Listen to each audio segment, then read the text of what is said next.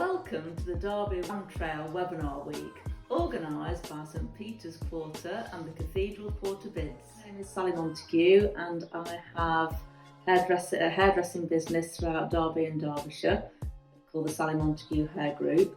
I have two in Derby, so one in the St Peter's Quarter area and one in the Cathedral Quarter. So we cover both sides of Derby, which is great.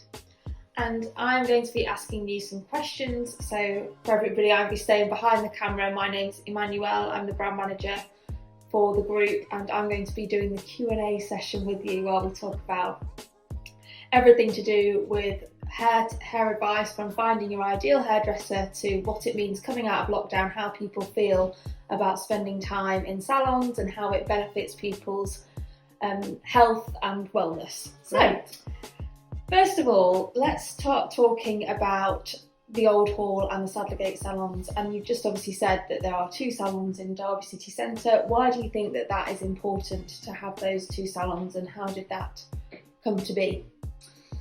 Well, many years ago, I moved from Friargate, which was my very first salon, 38 years ago, and had a salon on Irongate. It was very large. And then the new centre was built. Yes. So at the time it was the Westfield Centre. Yeah. And I decided to split the team and have a salon at that side of Derby and another one in the Cathedral Quarter. And luckily a salon came up for sale on Saddlergate, and at a very similar time a building came up for sale on St Peter's Churchyard, which my father many years ago had done quite a bit of work on it and won a Derby Civic Society award for, because he put on the whole front of the building. So that meant it was very special to me as well, and it also meant that I had a practice in both areas, so that's why I went to both of them. And just talking about the Old Hall building for a second at the moment, obviously it's a very, very historic building, and it did used to be the old, was it the Derby Grammar School, and it's been the Heritage Centre, it's been lots of different things, but it's got a fascinating history. It has. It was Derby's first grammar school, and we still have sort of the blue plaques. The blue plaques, we have sort of the initials and etchings of past students, and it's got a fantastic feeling to it. So yeah, great character in that building. And it was, I'm sure it was a photographic studio, and it was where Derby Trader was printed from many years ago, and it was Derby Heritage Centre.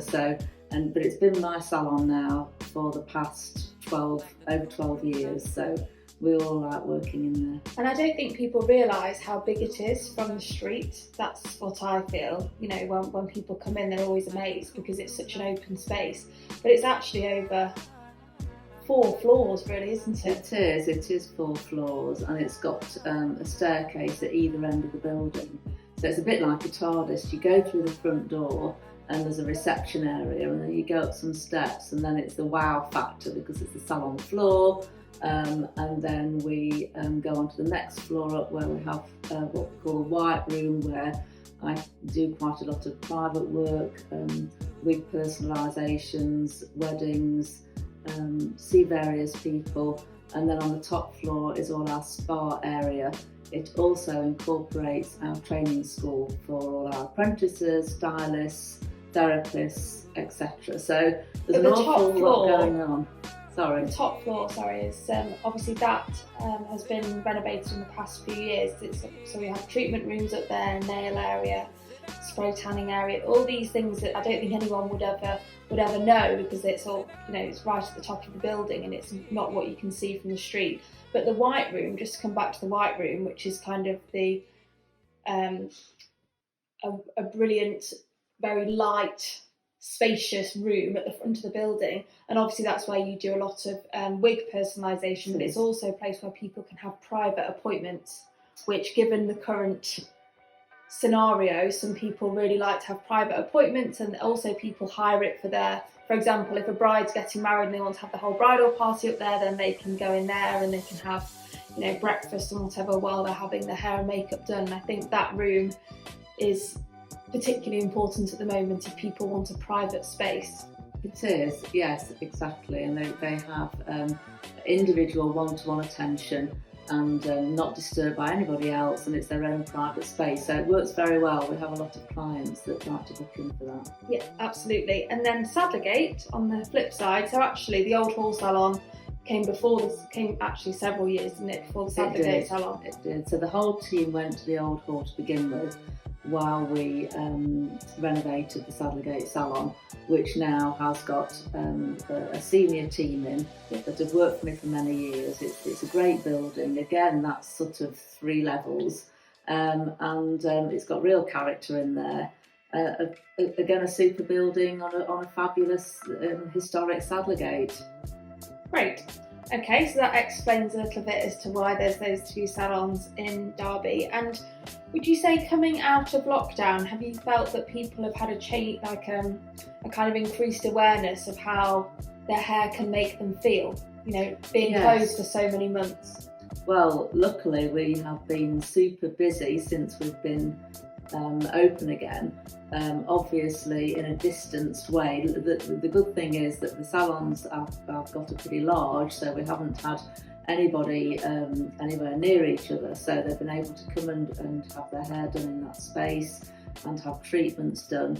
And it's all about not only looking great with a new haircut, new hair colour that gives you confidence, but it's also about feeling great as well. And that's what's so fabulous about the job that we do in our industry, because we make people feel as good as they look. And it's so important at the moment, because people haven't had that, clients haven't had that, and now they're very excited, and when they leave, they're just on an absolute high. So, and that makes all of us and the team feel the same, because we've been able to create that for them.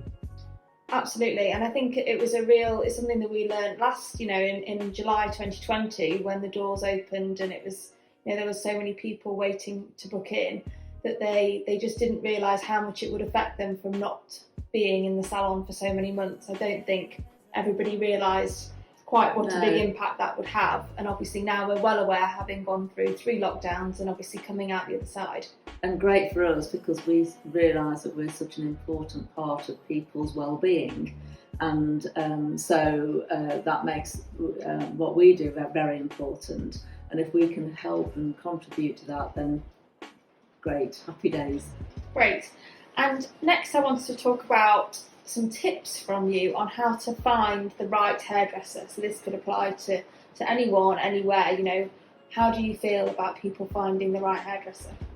Well, it is really important to find a person that you can connect with, and we do something called a hair match now. So for many years I could hear the phones ringing in every salon, and I used to think, I wish I could just meet every single person that made that phone call, because then I would know which stylist to put them with, because we have different stylists doing different specialising in different things. So we have colour specialists, we have long hair specialists, short hair specialists, also a whole range of different things. So then I could speak to them, work out where they'd be best placed, and then they get the right person. It is really important, and if you go to a salon, I would always say go and have a consultation, book in for a complimentary consultation. If the salon won't do that complimentary, then that's not the place for you. And go in and have that consultation and see how you feel about it. If you didn't feel confident or you didn't feel it was right, then don't go back, because you will find somebody that you connect with, and you will find your tribe of people that you want to go to and work with, and that's really important, and that's why we feel as though they've been successful for all these years, because that's very much a part of what we do. Great, and the heavens have absolutely just opened, and you can probably hear the rain in the background, but we'll keep going anyway. So also, I think coming from that, finding the right stylist or the right therapist is also matching a stylist level of seniority, because often, obviously priceless, and this is at all salons, whether it's our salons or elsewhere, you pay for the level of experience of that stylist, which is very, very important, because they've had years and years and years of training. But often finding the right hairdresser, sometimes people are mismatched. Some people, for example, I have very curly hair. I would want to see someone who was specialising in curly hair and probably therefore a more experienced stylist. But you often have this conversation where sometimes people have a mismatch. I do, and that's so important because curly hair, you sort of learn a lot about it as you go along. If you haven't got curly hair, you won't know about curly hair until you've dealt with it a lot. So, when I'm training the apprentices, I'll say to them, as they're coming out of their training and about to go onto the salon floor as a young stylist, and that is reflected in the price, they're never going to be able to do a haircut the same as I am, because I've had years and years of experience. I've been hairdressing for over 40 years, and so I'm going to have all that experience behind me and in my hands that they are just not going to have. It's they're starting out. It doesn't mean to say that they're not good. They will be, and they'll have all the latest ideas, but that's why we stagger through our young stylist, senior stylist, master stylist, creative director, and then coming up to me, and that's why the prices reflect that. So we have 5 different levels of stylists, and this is the same for most salons across the country, and that is for all hair cutting and styling. And then, for example, our colour prices are the same price across the board. Are the same across the board because we feel as that's probably something that we're all trained to do, and that we can offer that fairly similar as a standard throughout the salon. But really, the experience of the stylist is what it's all about. And just to talk about team, just to touch on it for a second, because I think that it's interesting. Our training sessions are every Tuesday at the Old Hall, and that might be something that people are interested to hear, because that's in the St Peter's Quarter. It is. So we do our team training on a Tuesday afternoon from 3 till 6. We're always looking for models of all different types because we have at least 15 apprentices that either myself or one of my managers is doing the staff training on, so it's going to be great. You just have to be able to spend that time. It will take a good 3 hours, and just bear with them because it does take a bit of time. But we're there and won't let anything happen that shouldn't happen. But it's a really great. So these are supervised hair appointments every Tuesday. It's our apprentice team. It's all levels of apprentices. Yes. And basically, just to explain, people will book in for a training session. They don't have to book in with a certain person because we match them at the beginning of that training session. Yes, as to what they could do. So if you're wanting a colour and it's a more more complicated colour, we put you with a sort of level 3 stylist, so you just book in and then we take it from there. But it's a great way for you to try different things, and obviously there's a training price list which is pretty low. We're just covering our costs. Absolutely. So I thought it was useful to mention training. Yes, please come along, we'd welcome you. But also, just to talk for a second, there's obviously in every city there's lots of different salons. And something that we train all our team from apprentice through to creative director level, and obviously they have ongoing training, but also all our team are employed, aren't they? So that's something that yes, it's something that I've always been adamant about. I employ everybody, so no one's self-employed. We're all under the same banner, and we have a standard across the salon. We have constant training throughout, and it makes the team. It keeps their experience really high end. We are a 5-star salon, and the hairdressing relates to that as well. So these are just some tips really for people to look for, because obviously there's such a wide variety of salons in the city that they can find the one that's right for them, but hopefully that will have helped match their hair needs to the right stylist. Yes. Okay, and what have you found coming out of this lockdown has been the most popular? What kind of colourways, what are people really requesting? I know we've been talking about blondes this week and warmth. We've had a lot of blonde conversations. We've been talking to various brands about the blondes, and but we found that the ashy, silvery blondes, grey blondes of maybe a year ago, a bit longer than that, have all started to go much warmer. So golds, caramels, toffees, all those sort of colours ribboning through the hair, and multi-colours to give the texture. So balayage or instant lights or baby lights, or whatever way it's put in, it's often mixed in with an array of different techniques of doing it. So the hair looks three-dimensional, which also makes hair look much thicker and more natural. And more interesting. Yes, I think this is about, editing balayage. Balayage has been around for several, we've obviously been doing it for years. And I think that now is time for people to be editing their balayage and going for something that's a bit different. Yes. But do you think there's any other big emerging trends that are coming through for this year? Well, the face framing's been very popular, which is something that I've got in my hair, and it gives a lighter front, which is much more forgiving to the aging face and skin. So it gives it a sort of candlelight glow, right? And that's been popular as well. But I'd definitely say we're on the warm side. So reds, coppers, but also we're doing lots of pastel colours, apricots, pale pinks, blues, greens. They are all still part of the spectrum of colour that we do. So it is really all about the individual, and that's why a consultation just for you is what you should be going for before you commit to any change. Absolutely. And just to talk about spa for a second, because we've definitely seen a rise in people with increased self-care. Everybody's wanting to treat themselves as we're coming back out again, and we've seen a rise in certain treatments. I don't know if you want to talk more about that. Yeah, we have seen a rise. I mean, we do as many gel nails as we do cut and blow dries now, which is fabulous, and you can have them done at the same time. So that's a real luxury treatment. Cut and blow dry, have your gel nails done while you're being blow dried. Doesn't take any extra time, but you have fabulous hands.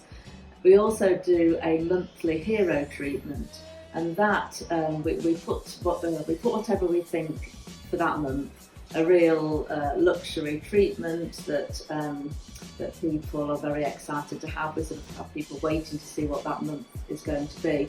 That's often a massage combined with a facial. It can be an hour to sort of 85 minutes of complete indulgence. I mean, I love a really strong massage, and we had one in our last month's hero treatment, and that was absolutely fantastic. It certainly gets rid of stress and strain, and nice to be touched and be able to have something just for you after we've all been locked down for all this time. And I think that's what I was getting towards, really, was that what we've seen is a huge increase in massage bookings and facials. Which we were quite surprised at first, because actually we asked our clients to vote for their favourite treatment as we came out of lockdown, and by far the biggest one was massage and second was facials, which is how we decided what our kind of big treatments were going to be for those months. But really, if you think about it, that's quite interesting, because having that contact is something that we haven't had. But I think as opposed to people wanting more kind of cosmetic beauty treatments, they really want to feel like they've been well cared for. And I think that's why it's been more popular. I think so, that sort of self-care and that feeling that you've actually got, you're getting that feeling back, and we're going back to some sort of normality where you can have, a lovely luxury treatment and feel great about yourself. Absolutely. So good to know what has been most popular. Yeah. And do you have anything else, any care tips? How do you relax and recharge? Well, I do. I always start my day off with a yoga session before I start the day, which sort of clears the mind. Some deep breathing. I love a facial oil, which I rub together and do sort of 3 deep breaths after I've had my shower after the yoga, and then I start to layer up the creams, etc. Talking about that, I think something that we do in our spa treatments, so yes, for massages, is something that anyone could do at home, and that's by using the spa bath oils, and you just put a few drops in a bowl with boiling water, and that will infuse the room that you're in with aromatherapy and essential oils, and that can be really powerful. That's fabulous. And I always put the spa muscle balm on my shoulders, because I've always got tension there, and I think it's because I've sort of leant over my entire life doing people's hair that the heat of that sort of seems to go down into the bones. It's lovely, so I use that as well. I try and start the day with a very clear mind and uplifted, and then whatever is thrown at me I can deal with. And do you want to talk a little bit about your kind of how to find your perfect, favourite products? Because they obviously change all the time, and I think sometimes people get into the trap of just buying the same hair and skincare again and again and again, and actually they need to change it up a little bit. Yeah, so I do think it's good to change things. I mean, my absolute favourite hair brand is Kerastars. I've been using it since I was 15 years old when it came in little brown medicine bottles, and it's certainly moved on a long time way since then. But it's a professional product, and it's prescriptive, so you need your stylist to choose the right product for you and explain why. Because there's so many different parts to it, you've got to get the exact right one for you. But at the moment, we're talking about blondes. There's a fabulous range called Blonde Absolute, which really clears the blonde that you've got. It cleans it out and takes any pollution out and any brassy tones out, and just brings the blonde back to life. It makes the condition of the hair feel fabulous, and it smells great too. So that's just a small little part on the Blonde Absolute, but there is a range for everybody in there, and it's a concentrate, so you don't need to use much at all. You just need to use sort of 50 pence piece, and then it lasts an awful long time. But anyone can come into the salons and have a Kerastars consultation, and we will also show you what products would be for you to use at home. And to be honest, if you're not using the right products at home, your hair's never going to look as great as it could be. It really is as simple as that. I mean, I've used it all my life. I've got sort of long hair and I've got colour in it all the time, but it's in good condition because I use the right products. Yeah, I think that part's key really. I think, there's only so much that a salon visit every 6 weeks can do, or even longer than that. People have got to obviously care for their hair at home, and throughout this lockdown and the last lockdowns, you've been doing, especially the first lockdown, been doing lots of videos on how to care for your hair at home. Tips and tricks of how you can look after your hair. We've done lots on Instagram, and it's been very well received because we've been able to reach out to our clients and connect with them, and so that's all gone really well. So obviously people can find the salon if you go on Instagram and look for @Montague Hair Group. It'll come up, but you'll see that every 3 posts there's videos going on. But I think hair masks have been really popular, haven't they? Do you want to just quickly talk about how people would apply a hair mask and when to apply it? So you would shampoo your hair and then get as much as the moisture out as possible, because if you put a hair mask or any conditioner on top of wet hair, you're just going to dilute it, it's going to go down the sink, and it's a complete waste of money. So the way to do it would be to shampoo your hair, towel dry it really well, apply a hair mask, and then put a bath cap on, wrap your hair in cling film, put another towel on top, and then leave it for about half an hour, no longer than that. I mean, that's probably maximum amount.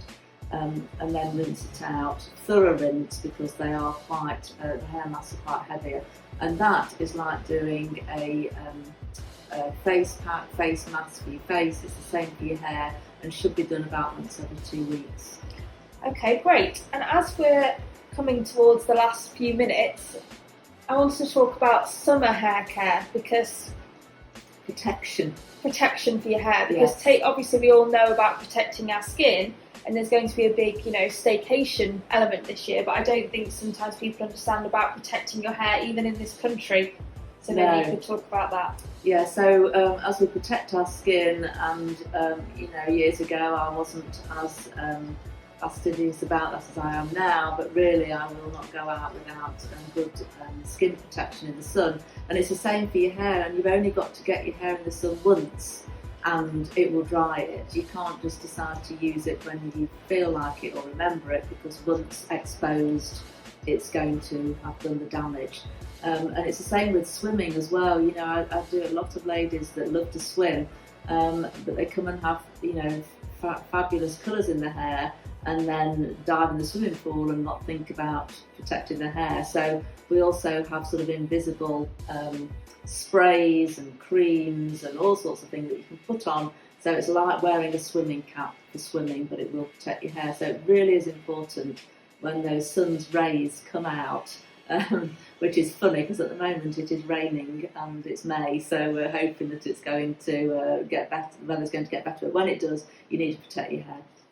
So certainly in this country, at home or abroad? At home or abroad, whichever. Yes, if you're lucky enough to be going abroad, then it's an absolute definite. But also in this country, we've only got to have a bit of sun, and it lifts your colour right out. And so, all those sort of expensive tones that you put in by your stylist, the sun's just going to lift them out, and it's just going to go to one colour all over. So, yes, please, I couldn't say enough about protecting your hair. Good. I think that's really important for people to know, especially to protect their purchase, if you will, after their hair colour. Yes. Great. Okay. Have you got any other tips that you would like to add, or do you think that we've? No, I think we've probably said and done enough. We're very happy to do any consultations for anybody, and if you come into any of the salons, you'll see what we're about, and we're just trying to help people. Make them feel better about themselves and just be the best version of themselves that they can possibly be. And we're all very experienced stylists, and we can certainly do that. The whole team is geared up for that. So, and I think just to interrupt quickly, but some people might not have been into the salons before, and they can often feel a bit intimidated, particularly at the Old Hall, which is a much bigger salon, or Sadlergate, it's on 2 floors, and actually the main salon area is upstairs, so people don't see that from the street. No, and that's why you come in for the consultation. And come in and have a look. Yeah, and we certainly don't want to be intimidating. My training with the team goes far and wide, and one of the things I always say is don't crowd around the desk, because when somebody walks in, they're going to feel intimidated. So hopefully you won't experience that. But we are a friendly bunch. People always say to me, where do you get such great staff from? And I always say I just employ nice people. So they are, and they're happy to give you any help and guidance in whatever you want to talk about. Great. Okay. Thanks very much. I shall look forward to welcoming any of you into the salon soon. Have a great summer.